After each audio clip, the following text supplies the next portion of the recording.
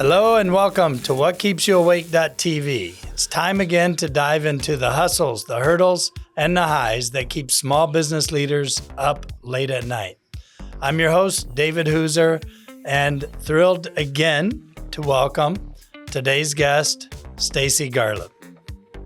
Nice to see you again, David. Good to have you back. Thanks. So we're going to address a couple of topics that we didn't have enough time for in our last session, and thank you again very much for that. That was Great. Awesome. We wanted to talk a little bit about, because we talked more about your business and its focus on the students, both secondary and post-secondary, but really it's applicable to our audience, to the entrepreneurs out there listening today. Those first impressions that they're making with vendors, that could be instrumental in helping them get their idea to market, with financial organizations that they may need to borrow money against, with clients who they're going to want to impress to convince them to use their product or services they're offering. So that first impression really matters, doesn't it? 100%. It's funny, as a sociology major, I actually know these studies. Let's dive deep into this. Here we go. You're not analyzing me right now. Absolutely. No, that's psychology. Okay. That's the other ology. That could take us a whole nother podcast session. Yeah. So as a social major, I will say that there are a ton of studies out there about how quickly people make first impressions of you. Social situations, professional situations, really doesn't matter. You have about 30 seconds to make a great impression or spend the rest of your lifetime undoing that impression. Yes. So when any entrepreneur is going into a setting where potential network opportunities could happen, where there could be a friend of a friend that could be in the audience, in the venue that you're at. It's really important that you're putting your best foot forward. And that includes not only how you dress, but how you carry yourself. Are you standing up straight? Are you doing good eye contact? When you're shaking someone's hand, are you doing, this handshake? Or, obviously, you don't want to be Arnold Schwarzenegger and going for the kill. But all of those little nuances, they really make a big difference. And I think what's interesting as an entrepreneur, the longer I have been one, the more sensitive I am to any interaction could pivot you into your next business opportunity. Right.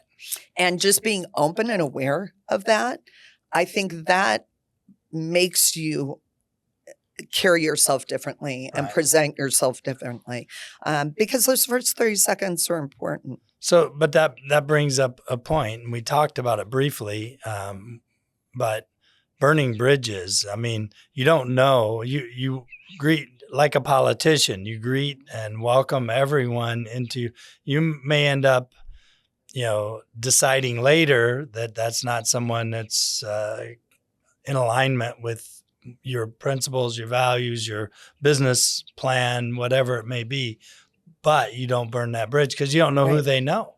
100%. And I will tell you, as I was reflecting on our initial conversation and getting here for this conversation today, I thought about, what were the I wish I hadn't done it moments? And every entrepreneur has them, right?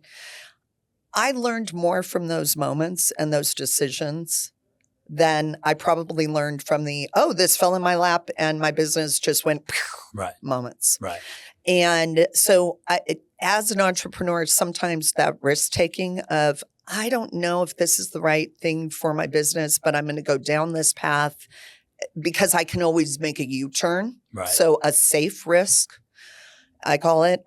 Those are important decisions to make. The two that I made, they were pretty big. They sucked up a lot of my time. That's the killer. And it took me away from some of the other business that I probably could have been building and enjoying more.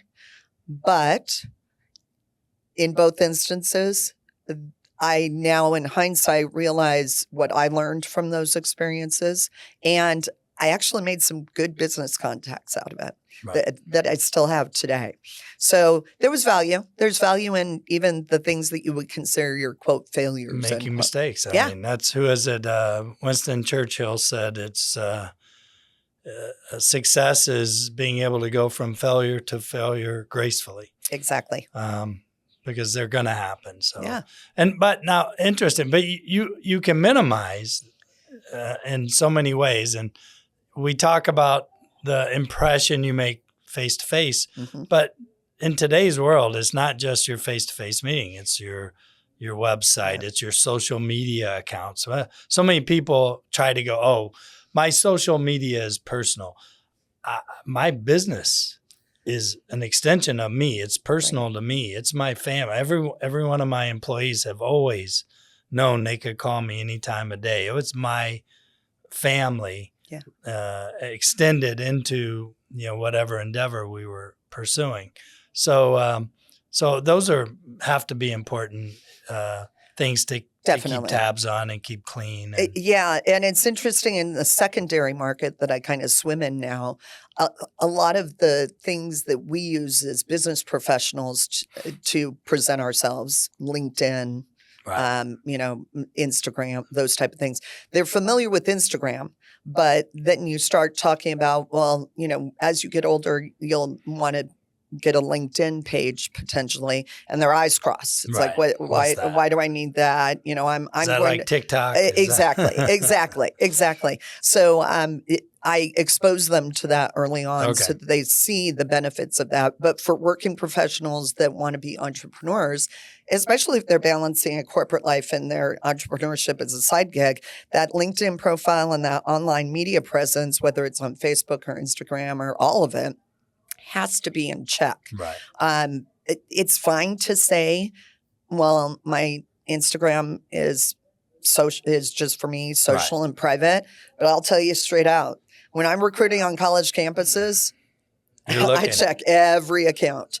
And so if someone's doing a keg stand on Mill Avenue, there's going to be an issue. Right. So keep it clean. It's just reality. Right.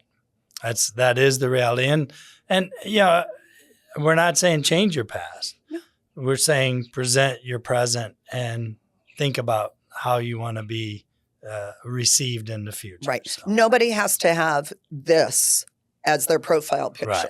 Okay. Right. But probably want to have, I call it grandma's Sunday best clothes. That's like grandma appropriate. If your grandma would look at that picture and say, what are you thinking? That is probably not a good profile picture for you. If your grandma would say, oh, I wonder where she was then, or, oh, that's an interesting background. Where was he? That's great. That's a great profile picture. Right. It shows that maybe you were in Tahiti and you've got palm trees behind you. Right. You have palm trees behind you right now. It looks fabulous. Wish that's I was great. in Tahiti. I know. I'll just go there in my mind. A little bit. Might be cooler than here in Phoenix. Maybe. Those are the nuances of presenting yourself. Because again, let's say I meet you at a party, social event. We get along, get to know each other. What's the first thing you're going to do? Right. You're going to look me up on LinkedIn. Right. You're going to check out my Instagram. I'm going to, add you as a friend right there on the spot. Exactly. Because I want that connection. 100%. So, but what am I going to see? So it's very important for entrepreneurs, important as it is for students trying to get in the right school. Right. Entrepreneurs trying to impress their network, build their network. Because I don't want to have on my social media people that aren't consistent with what I'm trying to present. Exactly. I mean that's an important consideration too, Dave. That's a good one to bring up because I always see these people that want to connect with me that have 500 plus. Well, 500 plus could mean 501 or it could mean 5 million, right? We don't know, which is great. I think it's great marketing, LinkedIn's part to just make it. You hit 500, yay, you win. But I always look at, okay, how did this person find me? And are they someone that my network isn't going to be surprised that is a first level connection with me? If the president of Wendy's, who is in my network, looks at this, is he going to be appalled that that person is in my network? That's kind of my gut Sure. check. I had it's a confession. So in 2006 timeframe, I had a last minute Christmas party. It was after Christmas, with Christmas Day. I was with my partner at that time, and we had my kids, 2 kids. We had all the things that lead into the Christmas holidays, so we were slammed with. And then Christmas was on Friday. The kids went to their mom's Friday morning, and we're sitting there. 2006. There's not much social media going on. There's, most of the gyms. It's Christmas Day, so I said, "Hey, let's have people over tomorrow." Yeah. And she said, no way anyone will come. But it was Saturday. It was after Christmas. I figured, I hang out with the same kind of people that I am, so they may be bored just like I am, trying to figure out what to do. And last minute, we had 80 people. Oh, I love it. Well, and then it grew from there. And we ended up with the last couple of years being 800 guests, but prominent in social media and running a secondary education program like I was. Social media killed the Bad Santa enterprise, at least in the Hooser household. So. Yeah, that probably was a good pivot away from that. Well, and I'll say from myself, I'm on Instagram, but not as myself. It's my profile picture, but it's one of the businesses that my husband and I have. Okay. And then I'm on Facebook, but you'll never see me post on Facebook until I probably have hung up my shingle for good. Right. And it's just a personal choice. Right. I live in the LinkedIn space. So that's where you're going to see me posting articles, following companies that I'm interested in, making sure that I'm liking any posts of my colleagues in my network. So that's my personal choice. And, again, we talked about before, you can still do that. It's not going to stop you. And people see the real side of you. You just got to, filter it. Make sure it makes sense. And especially one of the things we wanted to talk about next was, the balance and the benefits. The balance of entrepreneurialism is not just focusing on your product, but, building your entire self. And part of you think, and I think as well, of helping your not only your business but also your personal sense of achievement is pro bono work or doing working with nonprofit organizations, and I know you do that a lot. Definitely. Actually, some of the most meaningful work that I've done over my career has been free. And I still, to this day, in fact, the latest post I had on LinkedIn, I go to a website called Help a Reporter Out, haro.com. It's a great website, by the way. Any of you entrepreneurs definitely should be on this website. But you can scroll each day, see what reporters across the country need subject matter expert content for. And recently just contributed to one for collegerecruiter.com, along with about 10 other experts that gave their 2 cents worth about various topics. And that's on my LinkedIn right now, so everybody can check that out. But do you get credit for that they credit, contribution? Yeah, you get subject matter credit, and they put usually your LinkedIn profile or your website on there, which is always nice. But some of my partnerships have been really in the lane that I have now found myself living 100% in, which is secondary ed. Right. So about 15 years ago, started a relationship with Jobs for Arizona's Graduates, which is a wonderful organization across the state of Arizona. It's a nationwide organization, but Arizona has a large number of schools where the program is executed, and really have enjoyed collaborating and supporting those classrooms and those teachers over the years. And then Future Business Leaders of America, some of entrepreneurs in the making. Absolutely. And these are all after school type or Jobs for Arizona's graduates is during school, and During FBLA is after school Okay. in the high schools. Yeah. Okay. And FBLA, I'm a regional judge for. And so I go to 1 or 2 regional events a year and judge different topics Wow. like public speaking or entrepreneurship or business planning, depending on what the need is for the organization. And then also been partners with Junior Achievement and participated in their statewide conference, Okay. giving sessions on resume building and interviewing skills over the years. And then I do the things that have nothing to do with my business. Yeah, I was going to say, because Yeah. right, a lot of the stuff you're talking about is just consistent. It's an extension of what you're doing already, and there's nothing wrong with that. Right. After we launched the high school program, Google and Yahoo and Bing would bring us tons of inbound inquiries. And we found about every 5th inquiry, because we were a high school, was for an adult student that needed to go back to achieve that, credential, Right. that level of education, because it wasn't they want to go back to finish high school. We had a couple of we had grandmother and Fabulous. a retired gentleman who said, this is the one thing that eluded me. I dropped out of high school, went into the workforce, worked all my life.